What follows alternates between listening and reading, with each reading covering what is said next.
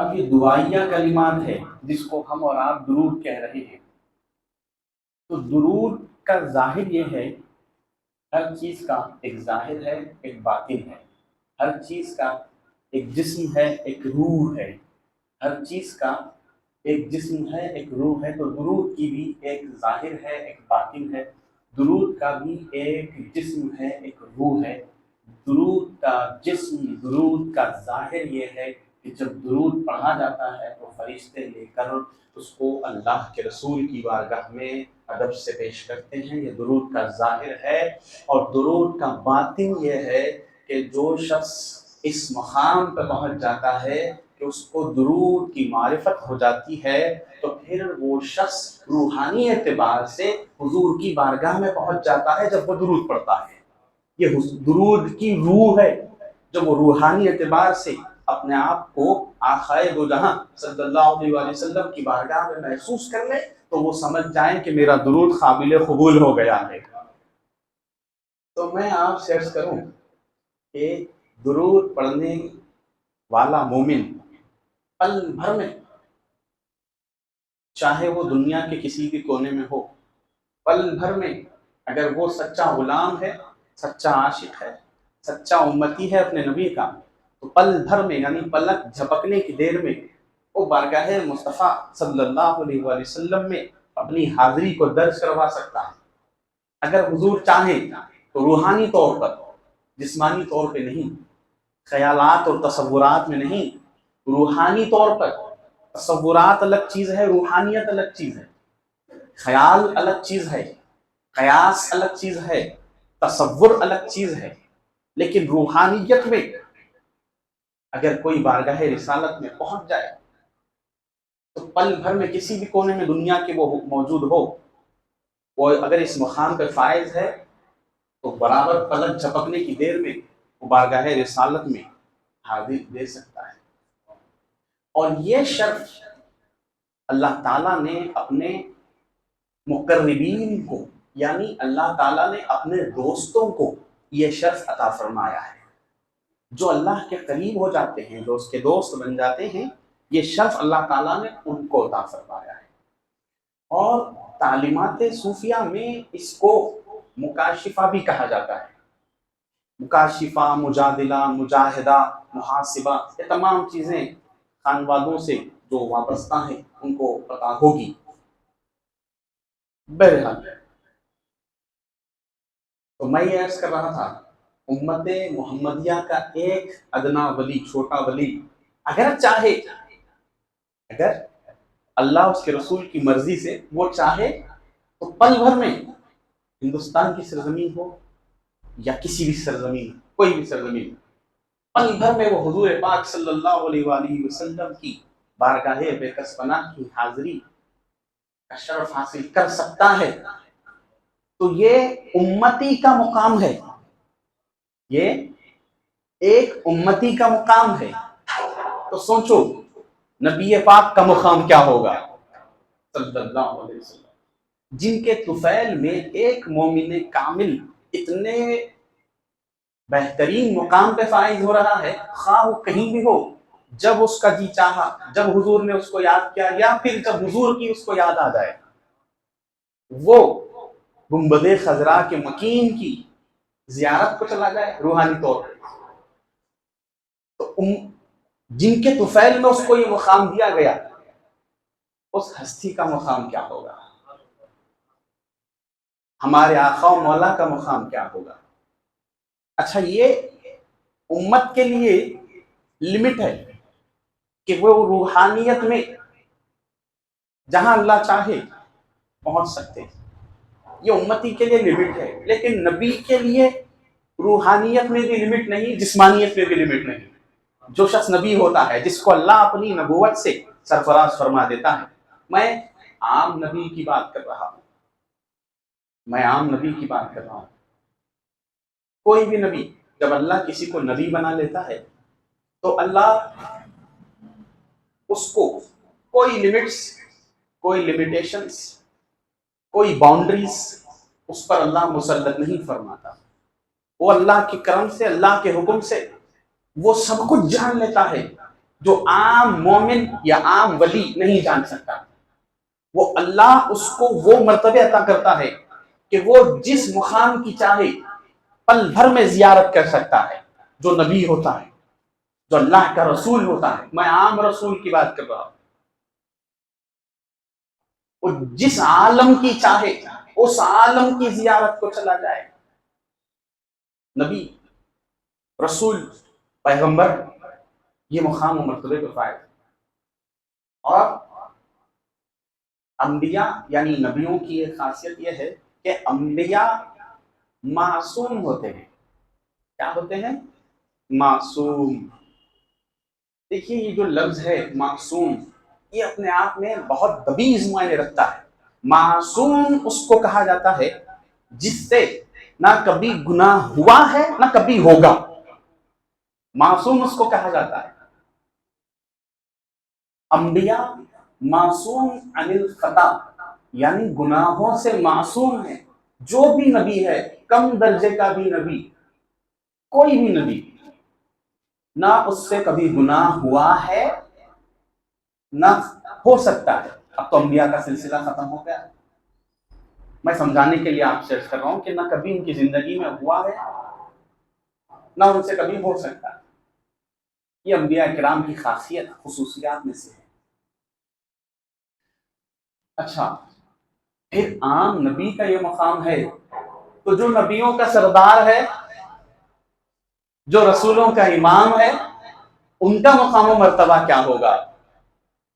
اسی لیے 15واں پارہ جب شروع ہو رہا ہے تو اللہ تبارک و تعالی ارشاد فرما رہا ہے، سبحان الذی اسری بعبدہ لیلا من المسجد الحرام الی المسجد الاقصی. اللہ پاک ارشاد فرما رہا ہے، پاک ہے وہ ذات، پاک ہے وہ ذات جس نے اپنے بندے محمد کو صلی اللہ علیہ وسلم، پاک ہے وہ ذات جس نے اپنے بندے کو راتوں رات کے ایک حصے میں مسجد حرم سے مسجد اقصی کی سیر کروائی. اب جو لوگ جانتے ہیں کہ مسجد اقصی کہاں ہے، فلسطین میں ہے، اسرائیل میں ہے، اور مسجد حرم خانہ کعبہ کی جو مسجد ہے اس کو مسجد حرم کہتے ہیں، اور مدینہ طیبہ کی جو مسجد ہے اس کو مسجد نبوی کہتے ہیں. دونوں کو ملا کر حرمین کہتے ہیں یا شریفین کہتے ہیں. مسجد نبوی اور خانہ کعبہ کی مسجد کو ملا کر حرمین اور شریفین کہتے ہیں. یہ بھی حرم وہ بھی حرم. تو خانہ کعبہ سے مسجد اقصی کی کتنی دوری ہے آپ بخوبی جانتے ہیں. اسرائیل یہ کونے پہ، اور وہاں عرب میں مسجد حرم ایک کونے میں. اللہ فرما رہا ہے، پاک ہے وہ ذات جس نے اپنے بندے کو رات کے ایک حصے میں مسجد حرم سے مسجد اقصی کی سیر کروائی. ایک رات کے ایک حصے میں. یہ واقعہ 1400 سال پہلے کا ہے. نہ اس وقت پلین تھا، نہ راکٹ تھی، نہ کوئی فاسٹ ٹرین تھی، نہ کوئی بسز تھے، نہ کوئی کار تھی، نہ کوئی ایسی سواری جس میں راتوں رات اتنا طویل سفر طے کیا جا سکے. پھر کیسے ممکن ہوا اتنا طویل سفر؟ یہ جو آیت ہے یہ شب معراج کے واقعے کی دلیل ہے. یہ آیت مبارکہ شب معراج کے واقعے کی دلیل ہے. لوگ چاند پر پہنچ گئے، قابل مبارکباد ہے ہر ہندوستانی. آج ہندوستان کی سرزمین پر رہنے والے تمام مذہب و مسلک کے لوگ خوش ہیں کہ ہم نے کامیابی کے ساتھ اپنے لانچر کو یا سیٹلائٹ کو چاند پر بھیج دیا. چاند کے ساؤتھ پول پر ہم نے اس کی لینڈنگ کروا دی. پورے 41 دن لگے. آج کی جدید سائنس اور ٹیکنالوجی کے موجود ہونے کے باوجود، تیز رفتار راکٹ کے استعمال کرنے کے باوجود زمین سے چاند تک پہنچنے کے لیے 41 ڈیز لگ گئے. کتنے؟ 41 ڈیز زمین سے چاند تک. اور آپ کو دنیاوی اعتبار سے یہ معلوم ہونا چاہیے کہ سولار سسٹم میں چاند ہی ہے جو ارتھ کے، ہماری دھرتی کے، ہمارے زمین کے سب سے قریب ہے. چاند ہی ہے جس کی دوری سب سے کم ہے. بقایا جتنے سیارے ہیں، جتنے پلانٹس ہیں، وہ بہت دور دور ہیں. تو سب سے قریب سیارہ یا ستارہ کہہ لیجئے چاند پہنچنے کے لیے 41 دن. اتنی جدید ٹیکنالوجی کے ہونے کے باوجود بھی 41 ڈیز کا ٹائم لگ گیا. لیکن میں آپ کو بتاؤں، جس نبی کی ہم امت ہیں وہ 1400 سال پہلے ٹیکنالوجی تھی، نہ سائنس تھی، نہ کوئی تیز رفتار راکٹ. راتوں رات اللہ تعالیٰ نے زمین سے، روئے زمین سے اپنے حبیب کو اٹھایا، مسجد حرم سے جگایا، مسجد اقصی کی سیر کروائی، وہاں سے لے گیا راتوں رات آسمانوں میں، چاند کے آگے، مریخ کے آگے، سورج کے آگے، پوری خلاؤں کے آگے، ایٹماسفیئر کے آگے، کہکشاؤں کے آگے، گیلیکسیز کے آگے، اور اس کے آگے جہاں آسمان کی حدیں ہیں، اور پھر اس کے آگے جو دوسرا آسمان ہے، پھر اس کے آگے جو تیسرا آسمان ہے. اس طرح 7 آسمانوں کا سینہ چیر کر یہ محمد عربی اللہ کی بارگاہ میں حاضر خدمت ہوئے. 7 آسمانوں کو چیر کر ایک رات کے مختصر سے عرصے میں دنیا آج حیران ہے کہ 1.5 مہینہ 2 مہینہ چاند پہ پہنچنے کے لیے لگ رہا ہے. اور ہم جس کے امتی ہیں وہ محمد الرسول اللہ رات کے ایک پہر میں، رات کے ایک حصے میں مسجد حرم سے نکلتے ہیں، مسجد اقصی پہنچتے ہیں، 1 لاکھ انبیاء کی امامت بھی کرتے ہیں، اور وہاں سے نکل کر آسمانوں میں پہنچتے ہیں، وہاں سے آگے بڑھ کر 7 آسمانوں کا سینہ چیر کر عرش معلیٰ پہ پہنچتے ہیں، وہاں اپنے رب کو روبرو ہو بھی دیکھتے ہیں اور واپس بھی آتے ہیں. جب تشریف لاتے ہیں تو جو بستر پہ مصطفیٰ سو رہے تھے وہ بستر ابھی گرم ہی تھا، وہ بستر ابھی گرم ہی تھا. اتنے مختصر سے لمحے میں مصطفیٰ کی رفتار کا اندازہ تو لگائیں، مصطفیٰ کی رفتار کا اندازہ تو لگائیں. مقام مصطفیٰ دیکھنا ہے تو شب معراج میں دیکھو، مقام مصطفیٰ کو سمجھنا ہے تو شب معراج کو دیکھو. حضرت خواجہ شوق علیہ رحمہ کا ایک شعر مجھے یاد آ رہا ہے.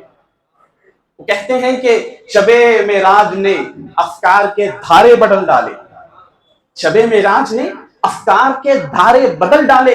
کوئی واقف کہاں تھا نور کی رفتار سے پہلے، کوئی واقف کہاں تھا نور کی رفتار سے پہلے. ذرا اندازہ تو لگاؤ حضور کی رفتار کا کیا مقام و مرتبہ رہا ہوگا. اللہ اکبر، اللہ اکبر. تو آج ہم کو ناز ہے مصطفیٰ کی امت ہونے کا کہ ہم جس کے امت ہیں وہ آقا ابھی بستر گرم ہے، اٹھے، وضو بنایا، نماز بھی ادا کی، امامت بھی فرمائی، اور پھر براق کے ذریعے آسمانوں پہ بھی گئے، عرش معلیٰ پہ بھی گئے. وہاں نہ جانے کتنے لمحات، کتنا وقت، کتنے گھنٹے، کتنے دن، کتنے سال رہے، اللہ بہتر جانے. اور پھر وہاں سے نکل کے آنے کے بعد جب دنیا میں واپس آئے، رات ہی میں واپس، جس رات نکلے تھے اسی رات واپس. دنیا کی عقل چکرا گئی کہ آخر یہ کیا چیز ہے، آخر یہ کیسا نور ہے جو ایک ہی رات میں. ایکو کم کر دو، پورا ایکو کم کر دو. درود پاک پڑھ لیجیے. اللہم صلی علی سیدنا مولانا محمد وعلی آل سیدنا مولانا محمد وبارک وسلم. حیرت میں مبتلا ہے کائنات کہ ایک محمد عربی صلی اللہ علیہ وآلہ وسلم جو 1450 سال پہلے سرزمین عرب پر عبداللہ، حضرت عبداللہ کے بطن سے، بی بی آمنہ کے بطن سے جو دنیا میں تولد ہوئے، آخر ان کی جسامت کیسی، ان کی نورانیت کیسی، آج تک دنیا سمجھ نہ سکی. اچھا، حضور کی ذات مبارکہ صلی اللہ علیہ وسلم ایسی باکمال ہے. 1400 سال ہو گئے، آج تک کسی نے حضور کی تصویر نہ بنائی، کوئی نہیں بنا سکا. شرارتی طور پر یہودیوں نے، نصرانیوں نے، اہل ہنود نے شرارت کے طور پر کوششیں بہت کر لی मगर हुजूर की सूरत मुबारका आपका जसद अक़दस ना बना सके ना क़यामत तक बना सकेंगे। तो हुजूर का जाहिर अभी दुनिया के समझ में नहीं आया, तो हुजूर के बातिन को कौन समझेगा? ये हुजूर का जाहिर है जो आज 1400 साल इतनी कोशिशें हो गई, दुनिया के हर शख्स का मुजस्सिमा बनाया जा सकता है, दुनिया के हर मजहबी शख्सियात की तस्वीर बनाई जा सकती है, लेकिन वाहिद है मोहम्मदुर रसूलुल्लाह, जिनकी ना मुजस्समा बन सकता है ना तस्वीर बन सकती है, नहीं बन सकती। बना के कोशिश करके देख लीजिए, कितना ही परफेक्ट ड्राइंग करने वाला स्केच आर्टिस्ट क्यों ना हो, कितना ही परफेक्ट कंप्यूटर पे ड्राइंग करके तस्वीर बनाने वाला, एडिटिंग करने वाला एडिटर क्यों ना हो, डेवलपर क्यों ना हो, हैकर क्यों ना हो, मोहम्मदुर रसूलुल्लाह की तस्वीर ना बन सकी ना बन सकती। अच्छा, फिर मैं आपको एक बात कहूं, इसी बात का एक अच्छा रुख मैं आपको सुनाऊं कि उनकी तस्वीर है, मोहम्मदुर रसूलुल्लाह की तस्वीर है, कहां है? मोमिन के सीने में है, वो हमारे दिलों में है। अच्छा, जिसको उस तस्वीर की मारिफत हो जाती है, आका पर्दे हटा के दीदार से मुशर्रफ फरमा देते हैं। जिसको मारिफत हो जाती है, जिसका इश्क कमाल पे पहुंच जाता है, जिसके दर्जात बुलंद कर दिए जाते हैं, जो अल्लाह उसके रसूल की कुर्बत खासा में पहुंच जाता है, उसको दीदार मुस्तफा अता हो जाता है सल्लल्लाहु अलैहि वसल्लम। अल्लाह हम सबको दीदार मुस्तफा की तौफीक अता फरमाए, शर्फ अता फरमाए। चांद पे जाने वालों को एस्ट्रोनॉमर कहते हैं, और इस इल्म को एस्ट्रोलॉजी कहते हैं। इल्म नजूम इसको कहा जा सकता है, सितारों का इल्म, इल्म नजूम इसको कहा जाता है। मैं हैरत में हूं कि चांद, सूरज, सितारे, सैयारे, इसकी तहकीक करने वालों को इतना तरजीह दे देते हैं लोग, देना भी चाहिए, काबिल रश्क है वो लोग जो चांद पे पहुंचते हैं, बहुत अच्छी बात है। लेकिन मैं आपको एक बात अर्ज करूं कि चांद पे पहुंचने वालों की सीरत पढ़ाने से ज्यादा चांद के दो टुकड़े करने वाले की सीरत पे तवज्जो दीजिए। जिसने अपने इशारे से चांद के दो टुकड़े कर दिए, उनकी सीरत मुबारका पे आप तवज्जो करके देखिए, आप अपने बच्चों को उनकी तालीम दीजिए। जरूरी है इल्म नजूम का हासिल करना, अगर कोई करना चाहता है तो रोक टोक नहीं। कोई अगर फिलोसोफर बनना चाहता है, एस्ट्रोनॉमर बनना चाहता है, चार्टर्ड अकाउंटेंट बनना चाहता है, डॉक्टर बनना, कोई रोक टोक नहीं। लेकिन ये दुनिया गुजारने के लिए, दुनिया से बच के निकल जाने के लिए ये सारी चीजें हैं। लेकिन आखिरत में कामयाबी ना इल्म नजूम से है, ना फलसफे से है, ना किसी और इल्म से है। आखिरत की कामयाबी सीरत मुस्तफा से है सल्लल्लाहु अलैहि वसल्लम।